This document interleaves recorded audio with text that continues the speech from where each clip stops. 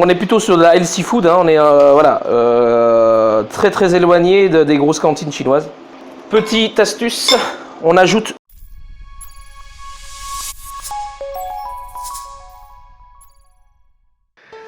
Anne Collet, restaurant Cookie, 34 rue de la Salle. Surexcité.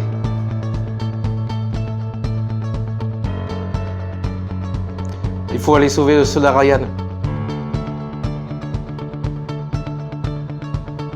Mon restaurant. Avoir fait mon fils. La Plastane. La Liberté. Babington.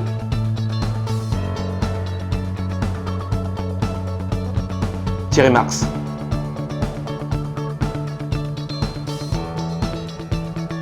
Garder ses rêves.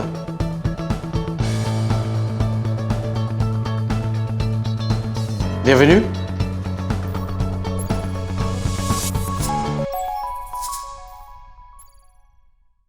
Alors aujourd'hui, on va partir sur une recette fusion, comme sur le restaurant, avec de la viande de Lorraine, sauté de nouilles terre et mer au bœuf lorrain et écrevisses, légumes frais, galanga, gingembre, des épices et des agrumes. Alors c'est une recette assez rapide dans la cuisson. Effectivement, il ne faut pas des heures pour mijoter, hein, c'est comme toute la cuisine asie. Là, on aura une partie légumes et une partie cuisson des viandes que j'ai déjà préalablement émincées. Et ensuite, on ira arrondir tous ces plats avec des saveurs bien marquées de racines. Et la touche de la maison, c'est les agrumes et les aromatiques. On va commencer par faire les petites pluches. Alors la particularité chez moi, c'est que je n'épluche plus rien. Alors on s'inscrit plutôt maintenant dans l'air du temps avec le zéro déchet, quoi, hein. Donc du coup, moi, sur le restaurant, je jette peu de choses. Donc la carotte, céleri branche, exactement comme je vous dis, moi je jette rien, je coupe les feuilles, tout.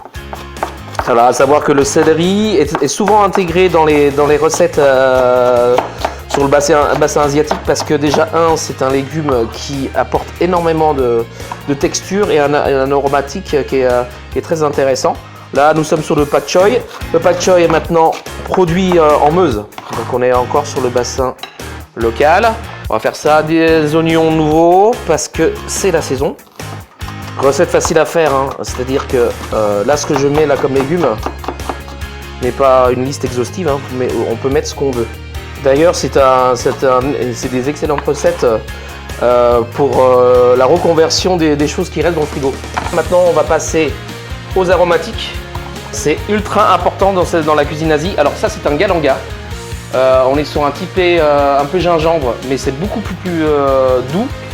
C'est vraiment typique, c'est peu utilisé dans la cuisine française. Par contre, nous, sur le bassin Laos, Cambodge, Thaïlande, Vietnam, c'est énormément utilisé sur plein de préparations différentes. Ils sont plutôt méconnus ici. Là, on va se retrouver sur une citronnelle classique, frais. Je n'utilise pas de poudre. J'utilise uniquement que du frais et idem pour le gingembre. Dans ces trois aromatiques, il n'y a rien qu'on épluche. On va commencer par la citronnelle. Ce qu'il faut, c'est l'éclater. C'est pour dégager toute la quintessence. Alors attention, c'est pareil. Quand on fait de la citronnelle, il faut absolument couper très fin. Voilà. Donc là, ça, je vais venir mariner. Je en profite pour couper le shiitake. Donc ça, c'est un shiitake déshydraté. Ça se trouve aussi en frais. Ça, c'est, on va dire, un peu le champignon noble de l'Asie. Ici, c'est les champignons noirs, tout simplement. Le gingembre, moi, je ne l'épluche pas. Alors, vous allez voir dans la recette, il n'y a pas de sel, pas de poivre, parce que le poivre sera ramené par le gingembre et le sel sera ramené par la sauce soja. Alors, c'est pareil, hein. Attention à la surdose de gingembre, ça peut être très désagréable quand c'est déséquilibré. Et là, on va aller traiter le galanga qui est beaucoup plus dur à hacher. Donc, on va en mettre un tout petit peu, ça suffira. On a notre base aromatique. Là, je vais les tailler un petit peu de coriandre. Alors, ça c'est prêt. Là, on va procéder aux cuissons. Alors, je présente un petit peu. On va avoir quelques basiques. On va avoir de la sauce soja claire, n'existe pas la sauce sucrée, c'est une invention de l'industrie. Nous avons du soja, sauce soja à base de champignons qui va apporter un petit peu ce côté caramélisé, très, très gourmand. Là, ce n'est pas de la moutarde, hein, c'est de l'huile de sésame torréfiée. Ici, c'est la touche de la maison. C'est le bouillon pha, c'est le bouillon, célèbre bouillon de la soupe pha. C'est comme un pot-au-feu version vietnamienne qui n'a rien à voir avec le parfum du pot-au-feu français. C'est ce qui va nous aider à faire ma recette sans ajouter beaucoup de matière grasse. Et on finira par des cacahuètes. J'ai fait exprès, j'ai pas utilisé de wok. Donc il n'y a aucune excuse de matériel pour pas faire ce genre de recette. Donc là, ce qu'on va faire, c'est qu'on va aller poêler notre viande, on va la réserver sur le côté. On va aller apporter un petit peu d'oignon. Donc là, j'ai mis un petit peu d'huile de sésame. Ce sera quasiment la seule matière grasse végétale qu'on va ajouter dans la recette. Donc là, on apporte une première cuisson. Pas la peine de surcuire. Je vais assaisonner. Je laisse réduire. Et là, pour moi, c'est parfait. Ok. Passons à la suite. Donc, comme en cuisine française, on va démarrer les cuissons par les légumes les plus durs, on va dire, entre parenthèses. On mange tout dans le croquant. La culture vietnamienne, très très éloignée de la culture française sur la façon d'aborder les légumes. On n'est pas du tout sur un palais de légumes fondants, glacés. C'est pas du tout la même façon de percevoir les choses.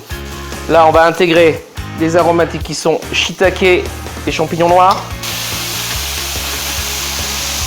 Vous voyez, là, on va assaisonner.